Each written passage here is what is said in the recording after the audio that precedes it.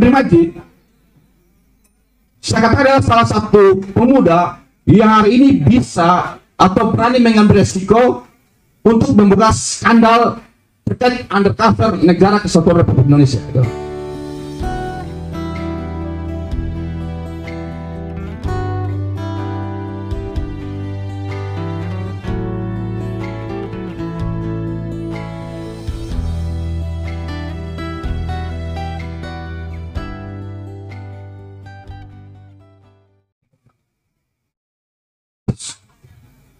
Assalamualaikum warahmatullahi wabarakatuh.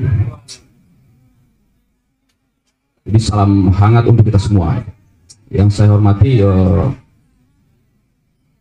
senior kita, senior Bang Najib Hussein yang selaku juga sebagai tim pembedah pada malam hari ini, moderator selaku penyelenggara, juga saudara Henry Majid yang saya berani klaim bahwa di 2021 adalah salah satu kader bangsa yang berani mengambil resiko untuk mengabadikan satu hal yang kita sebut mungkin Republic of Fear atau kecemasan dalam bernegara. Kemudian juga tak lupa saya apresiasi sedikitnya kepada semua teman-teman audiensi yang saya percaya bahwa kita masih di frekuensi yang sama untuk secara bermitra bagaimana membenahi bangsa ini dari semua sisi, dan salah satunya adalah melalui forum ini. Kemudian saya lanjut, tadi sudah ada paparan awal dari penulis terkait motif dan skandal yang dihadapi sejak 2015 sampai pada akhirnya 2021 buku ini terbit. Dan saya juga percaya bahwa kecemasan Henry Majid itu sama kecemasan yang dialami secara populis penduduk bangsa ini. Kemudian hal yang seirama juga masih disambung oleh Bang Najib terkait sudut pandang konstruktif atau konstruksi akademik, teknis, dan kerangka bagaimana menyusun sebuah karya ilmiah atau buku. Jadi saya coba ambil sisi lainnya supaya agak komplit reasoning dialog malam hari ini. Saya akan coba ambil dari sisi psikologi publik dan energi publik. Mengapa sampai buku ini harus dan wajib terbit dan dikonsumsi oleh publik? Di cover ini kan sejak awal saya sudah ada kecurigaan besar ini, bahwa Henry ini orang yang tajam dalam menganalisa. Karena sebuah ketimpangan logika dalam bernegara itu dibuat dalam satu kesimpulan yang berbentuk gambar. Ini kan sebuah gambar otak yang diteriaki pakai toa. Kemudian menghasilkan satu caption, satu frase bahwa revolusi pemikiran. Ini kan sebuah jalan baru bahwa ada yang gagal sebelumnya, yaitu revolusi mental. Jadi buku ini merupakan sebuah antitesa dari sebuah cita-cita bernegara yang sempat diucapkan oleh salah satu pihak. Sebut saja kekuasaan atau rezim Jokowi. Secara filosofis kalau kita lihat cover buku ini. Kemudian kita masuk di halaman-halaman berikutnya, kita dapat satu gambaran yang masih satu frekuensi juga, yaitu 7 edisi. Kalau Bang Najib tadi 7 chapter disebutkan itu. Saya juga analisa bahwa ternyata saudara Henry Majid itu juga menyimpulkan 7 tahapan buku ini yang berkorelasi dengan 7 tahun kepemimpinan Jokowi.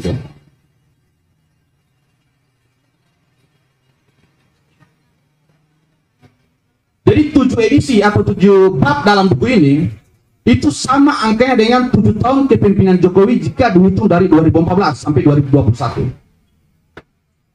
Itu dasar-dasarnya. Kemudian berbicara masalah isi. Sebelumnya saya pernah diskusi singkat dengan saudara Henry bahwa buku ini agak berbahaya. Kalau menggunakan logika hukum yang sekarang, sangat berbahaya. Saudara Henry bertanya bahwa banyak deliknya ya Bang. Saya bilang bukan banyak deliknya, tapi delik semua ini. Jadi memang buku ini isinya delik semua. Dari sampul, judul sampai di belakang itu delik semua itu. Mungkin kalau kita akumulasi jumlah hukuman Henry Majid melalui pendekatan undang-undang ITE umpamanya, kemudian ditambah dengan undang-undang pencemaran nama baik dan lain-lainnya, mungkin itu kalau seumur hidup tidak cukup itu. Itu perkaranya. Tapi tidak ada jalan lain. Sebuah zaman harus ada orang yang berani mengambil resiko untuk mengucapkan segala hal yang dianggap illogic atau tidak masuk akal atau injustice, sehingga publik bisa tahu. Dan benar yang dikatakan oleh Henry Majid bahwa sekarang ini kan publik atau rakyat itu dia kehilangan arah dalam mencapai satu integritas dalam praktik bernegara. Eksekutif kita tidak bisa lagi kita andalkan. Legislatif sudah bekerja sama masuk dalam irama permainan eksekutif. Kemudian yudikatif umpamanya. Kita juga tidak bisa berharap banyak. Karena sekarang semua penegakan hukum terhadap kasus-kasus yang diterangkan oleh Henry Majid dalam bukunya, korupsi dan lain sebagainya, bahkan SARA, itu pendekatannya bukan menggunakan logika hukum, tapi menggunakan logika politik. Kalau mungkin kita kenal dengan istilah kriminalisasi. Maka isi buku saya katakan sangat berisiko. Kemudian terkait isi. Jadi mungkin untuk poin isi, saya juga masih satu frekuensi dengan Bang Najib bahwa memang harus ada klimaks yang lebih berani terkait buku ini. Karena memang kalau kita lihat landscape-nya buku ini, kalau saya bisa analogikan bahwa sebuah narasi buku atau isi buku atau substansi buku yang dimulai dengan satu kekhawatiran di 2014, kemudian dilanjutkan dengan satu kecurigaan di 2019, dan diakhiri dengan satu kekecewaan di 2021. Terkait semua hal dalam praktek bernegara. Harapan kita buku cerita negara ini dia akan sama dengan cerita Henry Majid, bahwa di ujung buku ada diary atau cerita terkait persona Henry Majid. Sampai juga dikatakan bahwa di 2021 ini harus ada diary dari Jokowi. Dan saya katakan bahwa tidak boleh sampai 2024. Kita buat lebih cepat itu. Karena Henry membuat 7 edisi, maka Jokowi juga kita paksakan umpamanya minimal tidak sampai 7 tahun itu. Itu harapan kita. Kemudian poin selanjutnya masih terkait substansi atau isi buku tersebut. Betul yang diceritakan Henry bahwa semua isi buku dari season 1 sampai season 7, season 6 itu adalah sebuah antitesa atau keadaan sebaliknya dari praktik bernegara yang terjadi saat ini. Kemudian kita dilemparkan pada satu tanda tanya besar. Apakah publik ini atau negara ini salah karena dari cara rezim atau dari ketidakmampuan publik atau pemilih suara voters dalam memilih pemimpinnya? Jadi ada dilematis terkait dua hal tadi. Menarik antara apakah rezim yang salah dengan sistemnya atau publik yang lemah nalarnya karena masih termakan dengan yang namanya money politik umpamanya. Sehingga ketidakjelasan tadi menyebabkan kondisi yang sama diceritakan oleh Henry dalam bukunya umpamanya. Kemudian yang paling krusial terkait masalah penegak hukum umpamanya, dalam hal ini TNI Polri. Di mana belakangan ini kalau kita sering ikuti media sosial atau nonton pemberitaan televisi atau media koran atau koran online, itu kita hari-hari diperhadapkan dengan tindakan represif dari aparat kepolisian yang diyakini oleh Henry bahwa kejadian tersebut mestinya tidak terjadi, tapi selalu terjadi Kemudian juga memang ada satu pikiran yang menjadi tanda tanya besar dari Bang Najib tadi, bahwa kalau memang Jokowi buruk umpamanya di periode 14 sampai dengan 2019, kenapa masih terpilih di periode kedua itu? Harusnya kan tidak terpilih lagi umpamanya. Tapi fakta yuridisnya masih terpilih. Inilah poin-poin pertanyaan yang kemudian dalam buku Henry itu ditampilkan. Minimal tidak ada narasi bahwa ternyata ada kerjasama antara kekuasaan dan penguasa umpamanya, kekuasaan dan pengusaha umpamanya. Dan itu berkaitan juga dengan buku Henry, karena di bab 1 itu diceritakan terkait 9 nawacita Jokowi yang kemudian hilang.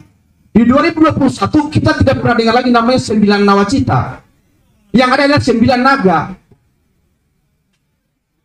Itu yang terjadi. Akibatnya ketersembunyian informasi publik menyebabkan generasi kita, termasuk generasi kampus saat ini, itu masuk dalam sebuah platform berpikir yang ambigu. Bingung dia. Atau sepakat kita terjebak dalam situasi antara utopia dalam bernegara umpamanya, kemudian dijepit di tengah dengan sebuah delusi, seperti misalnya Henry Majid delusi. Delusi semacam ketidakmampuan otak manusia dalam menyimpulkan bahwa kalau kejadian sudah berkali-kali, jangan dipercaya. Kita dipaksa percaya terus itu. Jadi antara utopia, delusi, dan di belakangnya adalah political lies atau politik dusta di 2014. Karena memang selalu ada sosok yang kurus yang ditampilkan umpamanya masuk gorong-gorong, kemudian di frame di media arus utama negara ini. Jadi kita terpicu dalam narasi yang demikian. Dan Henry Majid, saya katakan adalah salah satu pemuda yang hari ini bisa atau berani mengambil resiko untuk membuka skandal terkait undercover negara kesatuan Republik Indonesia. Jadi begitu, itu aja sebagai kritik atau penguatan bedah saya terkait judul buku ini.